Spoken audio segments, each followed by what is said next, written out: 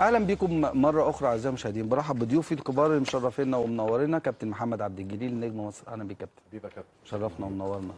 كله تمام؟ تمام. كابتن اسامه حسني نجم النادي الاهلي، اهلا بيك كابتن اسامه. حبيبي يا بوب، مساء الفل. منور الدنيا كلها. ربنا يكرمك يا كابتن بشير التبعي نجم نادي الزمالك، حبيبي يا بوب. وكان الله في العون. يلا هنعمل ايه بس؟ احنا مكتوب علينا كده، مكتوب علينا كده والله.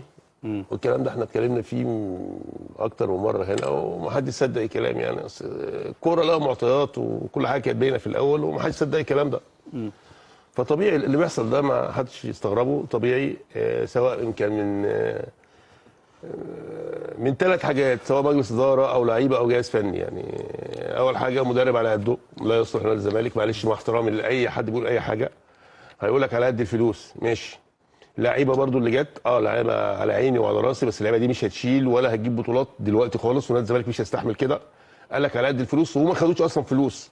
مجلس اداره بقى له 3 سنين دلوقتي ما اوجدش حل واحد او يعني ابتكر اي حاجه ان هو يقدر يعني ينتشل النادي من اللي هو فيه. الموضوع دلوقتي ما بقاش مجلس اداره وانتقاد مجلس اداره وانتقاد جون وانتقاد لعيبه وانتقاد مدير فني، الموضوع بقى اكبر من كده. ما هو الحاجات دي بقى اللي كده. انقاذ. انت فاهم ازاي؟ انا عايز بس يا جماعه الناس الزملكاويه واللعيبه الزملكاويه القدامى تبقى عارفه اهميه الموقف اللي الزمالك فيه وحساسيه الموقف اللي الزمالك فيه.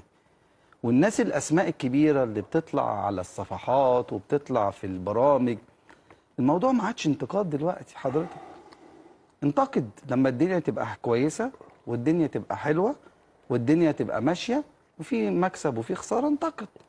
لكن الوضع دلوقتي هو ليس وضع انتقاد، هو انقاذ.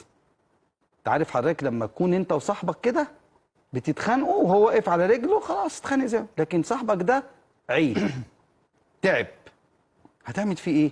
هتقف جنبه. حذرنا احنا بالكلام ده هنا مهيب عندك، حذرنا. انت فاهمنا يا بشير؟ ما انا فاهمك ماشي، بس احنا حذرنا، احنا قلنا. فاهميننا يا جماعه ولا الكلام بيوصل بصعوبه؟ صاحبك تعب. كابتن عبد الجليل يعني هتخانقوا؟ مستحيل طبعا. خلينا نتفق ان الكوره ملهاش طعم بدون الزمالك. لو الاهلي بياخد بطولات، انا عن نفسي لما باخد بطوله من الزمالك ببقى فرحان بيها قوي.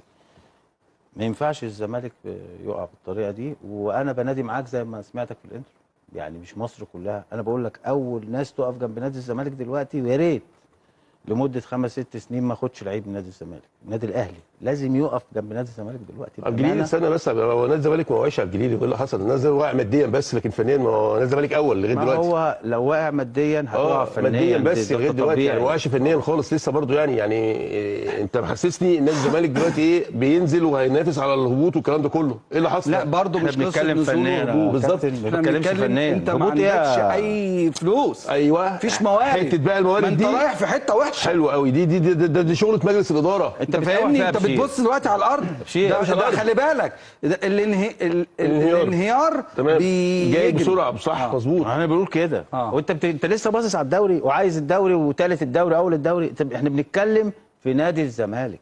ايوه ايه؟ في تاريخ نادي الزمالك ما ينفعش اللعيبه تقعد 3 4 شهور وتيجي تلومها. ده دور مين؟ الاداره بس كده. طب فين الاداره؟ هتجيب فلوس منين؟ قول لي بقى. خلاص حلول. الاداره ما تجيش يعني ما تمشي. طيب 3 سنين وهتجيب اداره ثانيه وهتوعد. الحلول ايه؟ لازم اللي نقف جنب نادي الزمالك. بكلمك بجد. اللي يجي يحل. الاهلي بجد لازم يقف. ما تدخليش نادي الاهلي طرف دلوقتي. انا النادي الاهلي، انا بتكلم على مشكله نادي الزمالك. انا بتكلم النادي الاهلي يعني مصر. مش انا بقول لك هو قال مصر تقف جنب نادي الزمالك. مالوش دعوه. انا عندي مشكله في نادي الزمالك. النادي الاهلي ماله؟ انا عايز احلها. مش هنقف جنبك يا عم. هقول لك ايه تاني يا جدع؟ انا بقول لك لازم نادي الزمالك يقف على حيله. لازم ولاده يبقوا واقفين.